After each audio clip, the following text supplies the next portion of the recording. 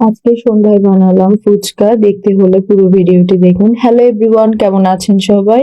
মল্লিক কিচেনের নতুন একটি ভিডিওতে আপনাদের সবাইকে স্বাগতম। প্রথমেই দেখতে পাচ্ছেন আমি তেঁতুলটা গুলে নিয়েছি।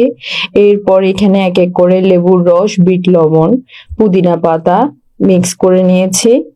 তারপরে হালকা একটু চিনি দিয়েছি।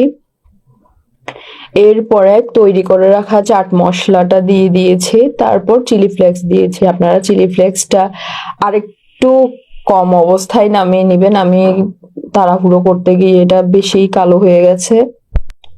এরপর আমি আলুটা সেদ্ধ করে নিয়ে এটা মেখে নিলাম। মেখে এখানে পেঁয়াজ, কাঁচামরিচ, তারপর সরিষার তেল, লবণ, এই তো আলু ভর্তার মতো করেই মেখে নিয়েছি।